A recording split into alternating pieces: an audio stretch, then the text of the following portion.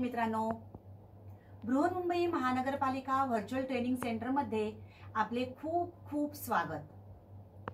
कोविड-19च्या या सद्यस्थितीत आपल्या शाळा बंद असल्या तरी आपले ऑनलाईन शिक्षण चालूच आहे आणि गेले वर्षभर आपण हा ऑनलाईन अभ्यास करत आहोत। त्यासाठी आपली शिक्षणाची गती कमी होऊ नये म्हणून बृहन्मुंबई महानगरपालिका व्हर्च्युअल ट्रेनिंग सेंटरच्या माध्यमातून काही व्हिडिओंची निर्मिती करण्यात आलेली आहे। मी नीलिमा कदम, आपली व्हर्च्युअल शिक्षिका। आजचा घटक आपण बघणार आहोत पूर्व उच्च प्राथमिक शिष्यवृत्ती परीक्षा इयत्ता 5वी, पेपर पहिला, जो मराठी व गणित या दोन भागांमध्ये विभागलेला असतो। त्यातील गणित या भागाचा आपण अभ्यास करणार आहोत। इयत्ता 5वी गणित यामध्ये आपण पुढचा घटक अभ्यासणार आहोत, व्यावहारिक गणित, अप्लाइड मॅथेमॅटिक्स। गणित यातील पुढचा उपघटक 5.3 सरळ व्याज, सिंपल इंटरेस्ट। व्यावहारिक गणित या घटकासाठी 16% इतका भारांश आहे, म्हणजेच 8 प्रश्न हे 16 गुणांसाठी विचारले जातात। त्यापैकी नफा तोटा, शेकडेवारी हे घटक आपण अभ्यासलेले आहेत आणि सरळ व्याज या घटकावर सुद्धा परीक्षेमध्ये साधारणपणे 1 ते 2 प्रश्न अंतर्भूत असतात। तर आज आपण सरळ व्याज या घटकाचा अभ्यास करणार आहोत। सरळ व्याजासंबंधी असलेल्या काही संज्ञा, सूत्र याचा आपण प्रथम अभ्यास करू। बालमित्रांनो, या चित्रात तुम्हाला दिसते हे चित्र बँकेचं आहे आणि या ठिकाणी आपल्याला डिपॉझिट आणि इंटरेस्ट हे दोन शब्द दिसून येत आहेत। डिपॉझिट म्हणजे काय आणि इंटरेस्ट म्हणजे काय, तर आज आपण याविषयी इंटरेस्ट, डिपॉझिट किंवा बँकेशी संबंधित ज्या संकल्पना आहेत त्याविषयी जाणून घेणार आहोत। बँक ही पैशाचे व्यवहार करणारी एक सरकार मान्य संस्था असते। ती एक वित्तीय संस्था असते। तर डिपॉझिट बघा, डिपॉझिट कडे तुम्हाला दिसतो आहे हा बाण या ठिकाणी गेलेला आहे, म्हणजेच आपण काहीतरी पैसे किंवा काही दागिने, सोनं हे बँकेमध्ये ठेवतो आणि इंटरेस्ट या ठिकाणी आपल्याला काय दिसतात बरं, पैसे। आणि हे पैसे कोणाला बरं मिळतात, तर आपल्याला मिळतात। मग आपण या ठिकाणी बँकेमध्ये काहीतरी पैसे ठेवतो, हे पैसे आपले बघा सुरक्षित राहत असतात। थोडक्यात ही एक सरकार मान्य वित्तीय संस्था असते। So a bank is a government recognized organization which carries out transactions of money. या ठिकाणी पैशाविषयी व्यवहार केले जातात। Now this finance relates to money. या ठिकाणी तुम्हाला हे चिन्ह दिसत आहे र। हे जे चिन्ह आहे हे चिन्ह म्हणजेच भारतीय गणराज्याचे अधिकृत चलन आहे। आपलं जे चलन आहे, भारताचं चलन रुपया हे आहे आणि त्यासाठी हे जे हा सिम्बॉल किंवा हे एक सिम्बॉलिक अक्षर तयार केलेलं आहे। प्रतीक चिन्ह रुपयासाठी र या अशा प्रकारे लिहिलं जातं आणि रुपया हे भारतीय गणराज्याचं अधिकृत चलन, त्यासाठी असलेलं हे एक प्रतिकात्मक चिन्ह।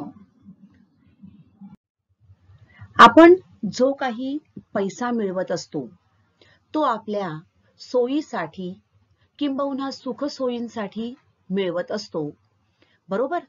मग म्हणजेच या सुखसोयी म्हणजेच काय, तर माणूस बघा एक ठराविक काळानंतर आपण नोकरीला लागतो आपण हे पैसे नोकरी लागल्यानंतर काही पैशांची आपण बचत करतो, म्हणजे साठवून ठेवतो. कशासाठी बरं आपण हे पैसे साठवतो? तर शिक्षणासाठी, आपल्या मुलांच्या किंवा भावंडांच्या शिक्षणासाठी, घर घेण्यासाठी, भविष्यामध्ये आपण जेव्हा निवृत्त होऊ, रिटायर्ड होऊ, त्यावेळेला आपल्याला काही वैद्यकीय खर्च आला किंवा आपल्याला काही घर घ्यायचं असेल, रिटायरमेंट नंतर आपल्याला काही सुविधा हव्या असतील, तर त्यासाठी या पैशांचा आपण उपयोग करू शकतो. तर त्या अनुषंगाने भविष्यातील गरजेसाठी आपण या पैशांची बचत करत असतो. तर सरळ व्याज या घटकाचा अभ्यास करताना काही महत्त्वाच्या संज्ञांचा आपल्याला अभ्यास करावा लागेल. त्यातली पहिला घटक आहे कर्ज, म्हणजेच लोन. मग कर्ज म्हणजे काय?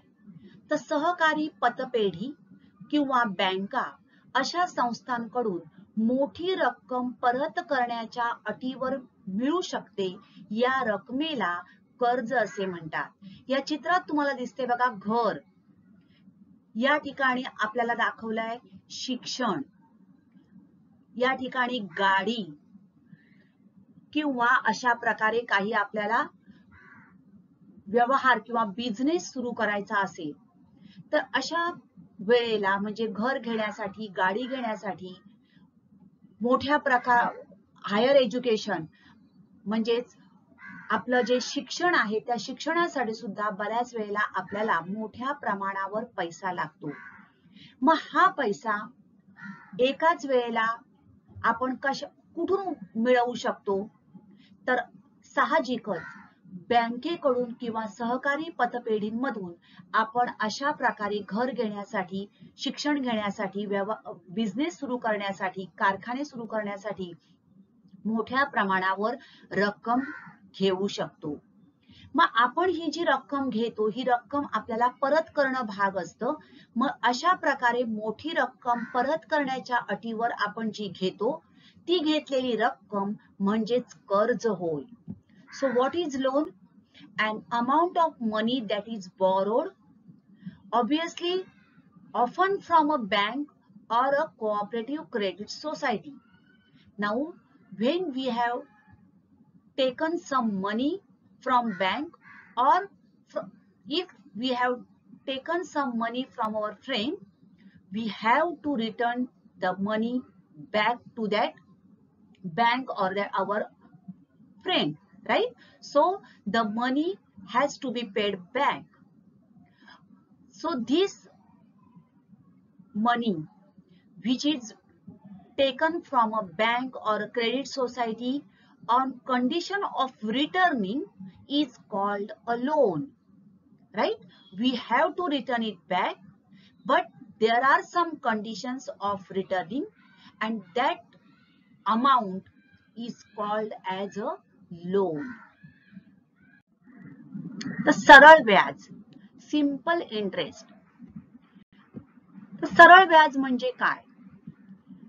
आपण बँकेकडून कर्ज का घेतो हे आपण बघितलं. Sometimes we have to take some money from bank or some cooperative credit society, and that money we have to return to the bank. ते घेतलेले पैसे आपल्याला परत करावे लागतात. Now whatever money we have taken from the bank, it is called as a loan. आपण बँकेकडून घेतलेले पैसे म्हणजे झालं कर्ज. आपण बँकेकडून घेतलेले कर्ज जेव्हा आपण परत करतो, त्यावेळेला आपण ज्या काळासाठी ती रक्कम वापरलेली आहे, त्या रकमेपेक्षा काही रक्कम आपल्याला जास्त द्यावी लागते. समजून घ्या, आपण बँकेकडून सर्टन अमाउंट घेतली, काही पैसे घेतले. समजा आपण 1 लाख रुपये बँकेकडून घेतले. काही काळासाठी आपल्याला आपण ते वापरण्यासाठी घेतलेले आहेत. समजा आपण ते 2 वर्षांसाठी घेतले, तर 2 वर्षानंतर जेव्हा आपण परत करणार आहोत, त्यावेळेला 2 लाखापेक्षा आपल्याला काही रक्कम जास्त द्यावी लागणार आहे. त्या जास्त द्याव्या लागणाऱ्या रकमेला सरळ व्याज असे म्हणतात. So what is simple interest? People who borrow loan from a bank.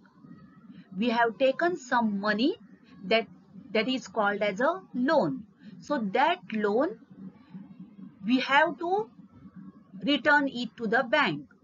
Now, when we borrow a loan from a bank, while returning, some additional amount we have to pay to the bank. So people who borrow loan from a bank are charged an amount for the use of the money loaned to them. Whatever amount we have used for that 2 years, we have to give some extra charge for that money. Such amounts are called interest. So if we have taken 2 lakhs for 2 years, we have to return 2 lakhs plus certain amount, that is additional amount, which is called as simple interest. तर या सरळ व्याजासंबंधी या संज्ञा आहेत. मुद्दल, principal. तर मुद्दल म्हणजे काय? तर बँकेत ठेवलेल्या किंवा बँकेकडून कर्ज घेतलेल्या रकमेला मुद्दल असे म्हणतात. आता मी तुम्हाला उदाहरण सांगितलं, आपण 2 लाख रुपये बँकेकडून घेतले, तर 2 लाख ही झाली मुद्दल. The money deposited in the bank or the money lent by a bank to a borrower is called a principal. बँकेत आपण कर्ज घेतो, बँकेकडून जे आपण कर्ज घेतो ते झालं मुद्दल, किंवा आपल्याकडे असलेले पैसे आपण बँकेत ठेवतो ते सुद्धा झालं मुद्दल. मग त्या ठेवलेल्या पैशावर सुद्धा बँक आपल्याला व्याज देत असते. ओके. सरळ व्याजासंबंधी पुढची संज्ञा आहे मुदत, पिरियड. मुद्दल जसं महत्वाचं आहे तशीच मुदत सुद्धा महत्वाची आहे. आपण जेव्हा हे पैसे घेतो त्यावेळेला ठराविक काळासाठी आपण हे पैसे घेत असतो. तर मुदत म्हणजे काय? तर आपण हे जे 2 लाख रुपये बँकेकडून घेतलेले आहेत ते जेवढ्या कालावधीसाठी घेतलेले आहेत. समजा मी 2 लाख रुपये 2 वर्षांसाठी घेतले, तर 2 वर्ष ही झाली मुदत. That is called as a period. So what is a period? It is a time for which the amount is borrowed. Next, rate. तर रेट म्हणजे काय? आपण 2 लाख रुपये बँकेकडून 2 वर्षांसाठी घेतले. 2 वर्षानंतर जेव्हा आपण बँकेला पैसे परत करणार आहोत त्यावेळेला आपल्याला काही ऍडिशनल अमाउंट बँकेला द्यावी लागणार आहे. अजून काही पैसे बँकेला द्यावे लागणार आहेत, कारण 2 वर्ष आपण बँकेकडून घेतलेले 2 लाख रुपये आपण वापरत आहोत. राईट. मग प्रत्येक वर्षासाठी ज्याप्रमाणे आपण 2 लाख घेतले, तर प्रत्येक वर्षासाठी 100 रुपये मुद्दलावर किती रक्कम आपल्याला द्यावी लागणार आहे? म्हणजेच जे ऍडिशनल अमाउंट जी आहे ती म्हणजे व्याज. तर हे व्याज प्रत्येक 100 रुपये मुद्दलासाठी आपण देणार आहोत, त्याला म्हणतात व्याजाचा दर. The interest paid for 100 that is for rupees 100 for 1 year is called the rate of interest, and therefore it is calculated as PCPA. Means what? Percent per annum. दर साल, दर शेकडा. Percent per annum, which is written as PCPA. So the rate of interest is expressed as percent per annum. Percent per annum. प्रत्येक वर्ष बघा, दर साल, दर शेकडा, percent. प्रत्येक 100 रुपये मुद्दलासाठी आपल्याला हा दर द्यावा लागतो. म्हणजे 2 लाख घेतले, 10 लाख घेतले, 20 लाख घेतले, तर प्रत्येक 100 रुपयासाठी 1 वर्षासाठी जो काही दर ठरलेला असेल, म्हणजे 100 रुपयासाठी 5 रुपये, 100 रुपयासाठी 8 रुपये, याप्रमाणे आपल्याला ऍडिशनल जी रक्कम म्हणजेच व्याज द्यावं लागतं. कळलं? तर दर हा सुद्धा एक अत्यंत महत्वाचा या ठिकाणी असलेला एक संबोध आहे, एक संज्ञा आहे. तर सरळ व्याजासंबंधी आपण या संज्ञा बघितल्या. तर व्याज आकारताना दर हा प्रत्येक 100 रुपयांवर दिला जातो. किती? 100 रुपयांवर हा दर दिला जातो. The rate of interest is given for every 100 rupees. तर काही गोष्टी पटकन आपण रिकॉल करूया. बघा, या ठिकाणी एक उदाहरण घेऊन आपण समजून घेऊया की what is principal, what is rate and what is period. मुद्दल, मुदत, दर आपण समजून घेऊ. आकाशने दर साल दर शेकडा 25,000 रुपये 3 वर्षांसाठी बँकेत जमा केले. त्याला एकूण 6,000 रुपये व्याज मिळाले. ओके, मग या ठिकाणी बघा, दर साल दर शेकडा 8 दराने 25,000 रुपये 3 वर्षांसाठी बँकेत जमा केले. Dear friends, here principal is how much? Akash keep some amount, that is 25,000 rupees in the bank.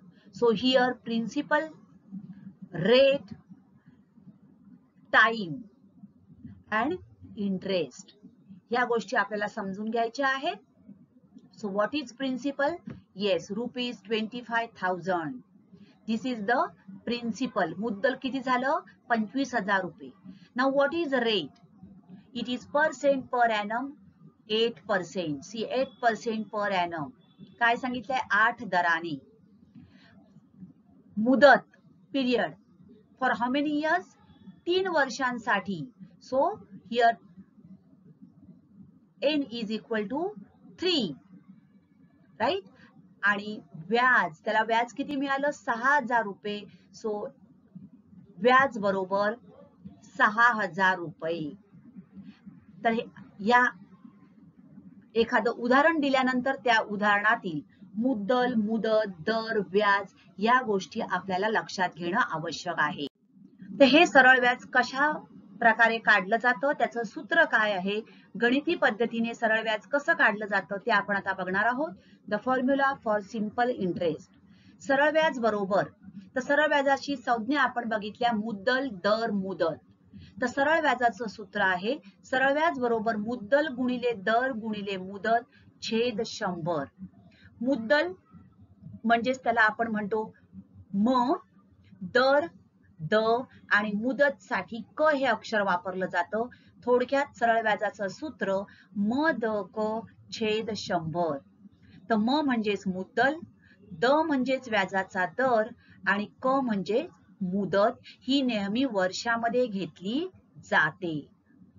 लक्षात ठेवा, जेव्हा आपल्याला महिने दिले असतील तर त्या महिन्यांचे आपल्याला वर्ष करून घ्यावे लागतात. आणि रास म्हणजेच एकूण अमाउंट जर आपल्याला काढायची असेल, म्हणजे समजा आकाशने 25,000 रुपये 3 वर्षासाठी बँकेत ठेवले, 8% दराने ठेवले आणि त्याला 6,000 रुपये व्याज मिळाले. बरोबर, म्हणजे त्याचे बँकेत एकूण किती पैसे जमा झाले हे जेव्हा आपल्याला काढायचं असेल तर मुद्दल म्हणजे 25,000 रुपये मुद्दल अधिक त्याला मिळालेलं व्याज आपल्याला मिळवावं लागेल. ही झाली आकाशकडे असलेली रक्कम म्हणजे रास, त्याला म्हणतात अमाउंट. तर आकाशकडे 3 वर्षानंतर असणारी एकूण अमाउंट असणार आहे, एकूण राशी असणार आहे 25,000 अधिक 6,000. Okay, so simple interest is equal to principal into rate into time upon 100. Principal, so P for principal, N for time and R for rate. So SI is equal to PNR upon 100. P for principal, N for time and R for rate. And amount which is equal to principal plus interest. So in the previous example, Akash has 25,000 amount he kept in the bank. After 3 years he got 6,000 rupees as interest. So after 3 years Akash is having how much amount? That is 25,000 plus 6,000, which will be equal to 31,000 That is the total amount Akash is having after 3 years. Okay. तर मुद्दल म्हणजेच ठेवीदाराने किंवा खातेधारकाने बँकेत ठेवलेली रक्कम किंवा बँकेकडून कर्ज घेतलेली रक्कम ही म. दुसरी संज्ञा आहे मुदत म्हणजेच क. कालावधी. दर म्हणजेच द. प्रत्येक 100 रुपयांसाठी 1 वर्षासाठी हा आकारला जातो. आणि व्याज म्हणजेच SI. बँक ठेवीबद्दल देणारी किंवा कर्जासाठी जादा रक्कम जी बँकेला द्यावी लागते ती. दर साल दर शेकडा 8 दराने 5,000 रुपये मुद्दलावर 3 वर्षाचे व्याज किती? What is the interest on rupees 5,000 at 8% per annum for 3 years? Now, the interest is calculated on percent per annum. Means for every 100 for 1 year rupees 8. So, this 5,000 should be divided into 100, 100, 100 likewise. Okay? तर अशा प्रकारे दर साल दर शेकडा 8 म्हणजेच काय तर प्रत्येक 100 रुपये मुद्दलावर 1 वर्षाला 8 रुपये इतकं व्याज. बरोबर. म्हणजेच या ठिकाणी हे 5,000 रुपये जे आहेत हे 5,000 रुपये आपल्याला प्रत्येक 100 100 100 याप्रमाणे डिवाइड करावे लागणार. ओके. म्हणजेच किती वेळा होणार आहेत या ठिकाणी 50 वेळा. तर त्यासाठी आपण सूत्र वापरून थोडक्यात हे उदाहरण सोडवू शकतो. यासाठी सुरुवातीला आपण समजून घेऊ मुद्दल म्हणजेच म बरोबर 5,000 रुपये. P is equal to 5,000 rupees, that is principal. R 8% per annum 8 and N that is 3 years. क बरोबर 3 वर्षे. आपल्याला काय काढायचं आहे इंटरेस्ट सरळ व्याज काढायचं आहे. The simple formula is there. SI is equal to PNR upon 100. म द क छेद 100. म द क. All three values are there. You can put these values in this formula and easily you can calculate simple interest which is equal to 5,000 into 3 into 8 upon 100. These 2 0 will get cancelled. 5 3s are 15. 15 8s are 120 and this one more 0 is there. Right? See here. 50 into 3. This is 150. Right? And 150 into 8. So 15 8s are 120. 8 zeros are 0. 8 5s are 40. Carry 4. 8 1s are 8 plus 4 that is 12. So how much it is? Rupees 1200. So option number 1 is the correct answer. तर कसं काढलं आपण बघितलं. काय करायचं हे ही शून्य घालवायची आणि हा गुणाकार व्यवस्थित आपण करून घ्यायचा. आपल्याला लगेच या ठिकाणी उत्तर मिळेल.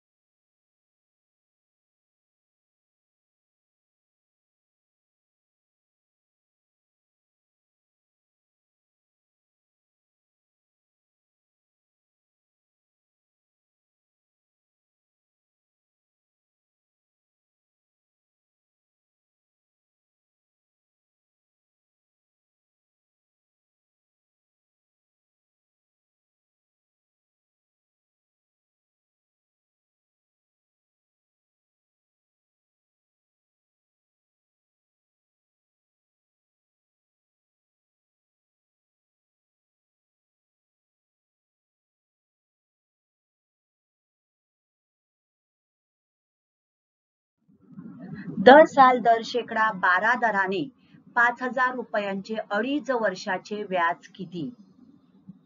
काय सांगितले बघा, 2.5 वर्ष सांगितलेली आहेत. बरोबर, ही 2.5 म्हणजेच किती? 2.5, 2.1/2. How much is the simple interest on rupees 5,000 for 2.5 years at the rate of % per annum? Now here, what is P, what is N and what is R? मद क आपण काय ते लिहून घेऊ. So मुद्दल किती आहे? Yes, rupees 5,000. P is equal to 5,000. दर काय दिलेला आहे? 12% per annum. R is equal to 12% per annum. N is equal to 2.5 years. बघा 2.1/2 म्हणजेच हे आपल्याला काय करून घ्यावे लागतील? 2 2 जा 4 + 1 5/2. Okay, so N is equal to 5/2. सरळ व्याज बरोबर किती? आता इंटरेस्ट जो आहे हा आपण बघितला % per annum, म्हणजे प्रत्येक 100 रुपयावर आकारला जातो. बरोबर, म्हणजे 100 रुपये मुद्दलावर एका वर्षासाठी किती? 12 रुपये. याप्रमाणे 5,000 रुपयाचे आपल्याला भाग करायचे आहेत. 12 प्रमाणे प्रत्येक 100 साठी 12, असं किती वर्ष? 2.5 वर्षे. एका वर्षासाठी प्रत्येक 100 साठी 12 रुपये. ओके, त्यासाठी आपण सूत्राचा वापर करू. SI = PNR/100. या ठिकाणी आपण व्हॅल्यूज घालूया. P is 5,000, N that is 5/2 into 12. You can cancel this 2 and this 12, or you can write this 2 in the denominator.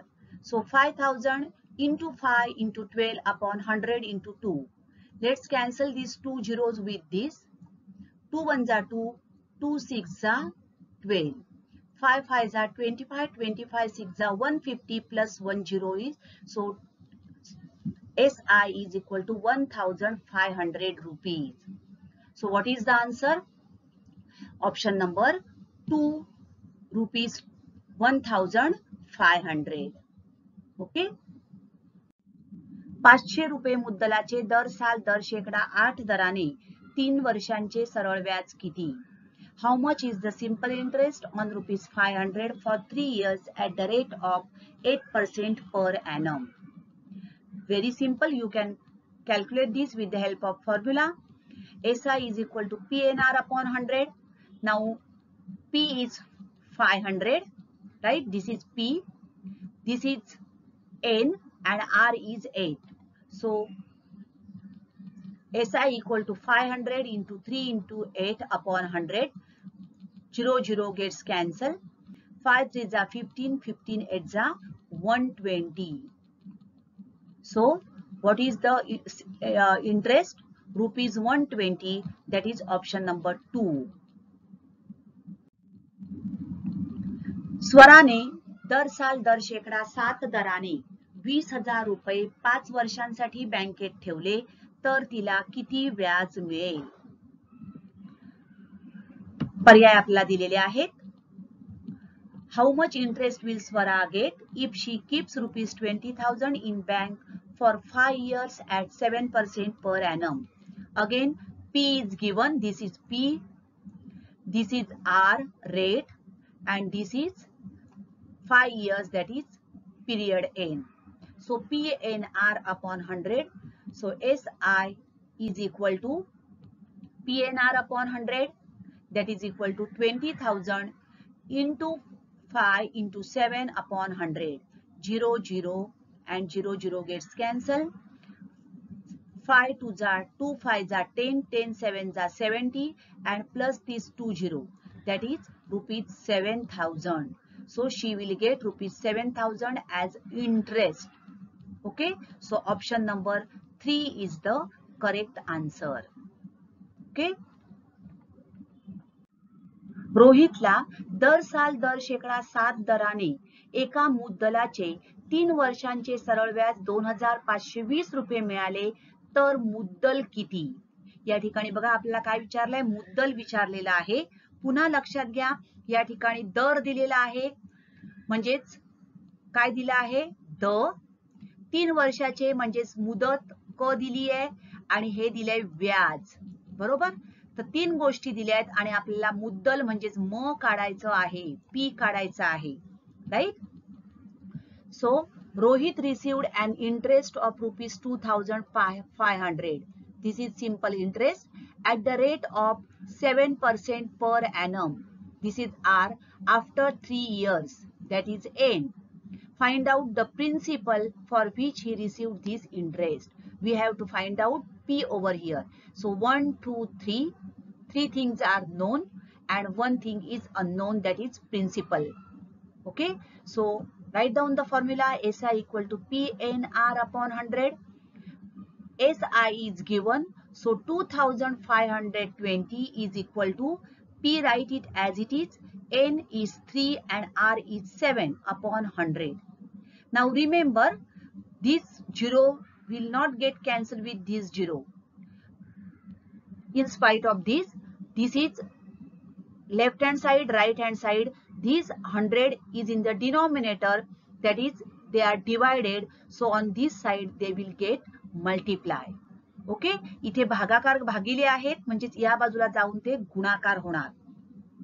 म्हणजेच P बरोबर 2520 हे 100 या ठिकाणी गेले, यांचा गुणाकार झाला आणि हे जे न्यूमरेटर मध्ये आहेत, अंशामध्ये आहेत, ते छेदात येणार बघा. तर P is equal to 2520 into 100 upon 3 into 7. Okay. आता आपण इथे भाग लावूया. 7 1 जा 7, 7 3 जा 21, 4 remaining, carry to 42, 7 6 जा 42 and 0. Again 3 1 जा 3, 3 1 जा 3, 3 2 जा 6 and this 0 as it is. So 120 into 100, that is equal to how much it is? 120 and 20, that is 12,000. So what is the principal amount? This is P. आपण मुद्दल काढली तर मुद्दल किती आली? 12,000 रुपये. Option number 4 is the correct answer. कोणत्याही 3 गोष्टी आपल्याला दिल्या जातात आणि चौथी गोष्ट आपल्याला विचारली जाते. फक्त आपण या ठिकाणी जेव्हा पक्षांतर करणार आहोत, म्हणजेच आपल्याला आता या ठिकाणी P काढायचा आहे, तर बाकीचे सगळे अंक या बाजूला नेताना काळजीपूर्वक छेदातले अंक अंशात जाणार आणि अंशातले अंक छेदात येणार आहेत, ही काळजी आपल्याला घ्यायची आहे. तर 2520 गुणिले 100 भागिले 3 गुणिले 7 आणि मग हा भागाकार करा. योग्य प्रकारे हा भागाकार करा काळजीपूर्वक आणि अचूक उत्तर मिळवा. ऋतुजाने प्रणवला दर साल दर शेकडा 8 दराने 2500 रुपये 6 महिन्यांसाठी सरळ व्याजाने दिले, तर प्रणव ऋतुजाला 6 महिन्याचे किती व्याज देईल? बघा, दर साल दर शेकडा हा जो दर आहे हा प्रत्येक वर्षासाठी असतो. दर साल दर शेकडा 8 दराने किती आहे बघा, कालावधी 6 महिन्यांसाठी. या ठिकाणी दर आपल्याला प्रत्येक वर्षाचा आहे आणि ते 6 महिन्यांसाठी फक्त काय केले, ऋतुजाने प्रणवला सरळ व्याजाने दिले. तर प्रणव ऋतुजाला 6 महिन्याचे किती व्याज देईल? जेव्हा महिन्यांचं व्याज काढायचं असतं त्यावेळेला आपल्याला काळजीपूर्वक हे उदाहरण सोडवावं लागतं. So Rutuja gave Pranav ₹2,500 on simple interest for 6 months. This is important, 6 months at the rate 8% per annum. So this rate is for per annum, that is per year. So how much interest will Pranav pay to Rutuja for 6 months? Again write down the formula SI equal to PNR upon 100. We have to find out interest over here. Now P is principal is 2,500, right? N, here N is 6 months, but this is in months, therefore we have to convert it into years. So 6 months means half an year. So we will write this, that is 2,500 into 6 upon 12. So 6 1 जा 6, 6 2 जा 12, half year, right? So convert it into year. 6 upon 12 into 8. You can cancel this. 6 1 जा 6, 6 2 जा 12, 2 1 जा 2, 2 2 जा 2 4 जा 8. Right. Or we can write it 2500 into 6 into 8 upon this 12 in the denominator. Now 6 1 जा 6, 6 2 जा 12, 2 1 जा 2, here 2 4 जा 8. This 2 0 will get cancelled to this. 25 4 जा 100. So answer is rupees 100. So how much interest Pranav pay Rujuta for 6 months? Yes. Option number 1, that is rupees 100. दर साल दर शेकडा काही दराने 5,000 रुपयांचे 3 वर्षांचे सरळ व्याज 1,350 रुपये होते, तर व्याजाचा दर किती? आपल्याला पुन्हा दर काढायचा आहे. What will be the rate of interest if rupees 5,000 fetch rupees 1,350 as simple interest after 3 years? Again, this is P, this is SI, and 3 years, that is N is given. We have to calculate R over here. Write down the formula. SI is equal to PNR upon 100. So SI, that is 1,350, is equal to 5,000 into 3 into R, which we have to calculate. Again, remember this 100 will go to this side and it will become multiplication, and this 5,003 will go in the denominator. So R is equal to 1,350 into 100 upon 5,000 into 3, right? Or we can cancel over here. So R is equal to 1,350 upon this 50 into 3. Again, this 0 will get over cancel over here.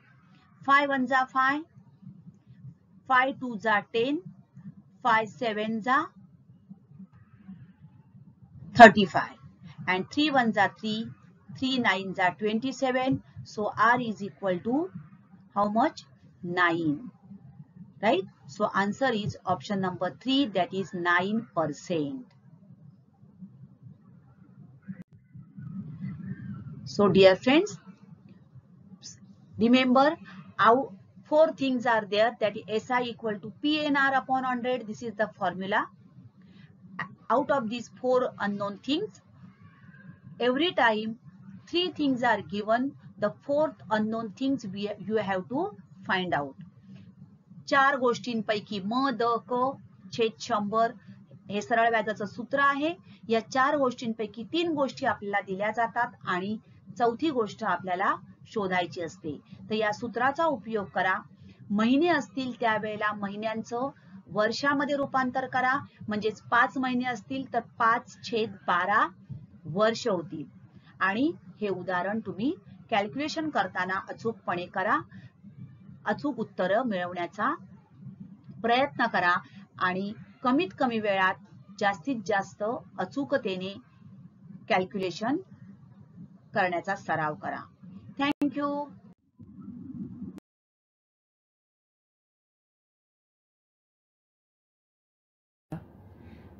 तर आजचा घटक आवडला ना? अशीच माहिती मिळवण्यासाठी या चॅनलला सबस्क्राईब करा आणि हे व्हिडिओ पुन्हा पुन्हा पहा. पुन्हा भेटणार आहोत पुढच्या भागात. थँक्यू.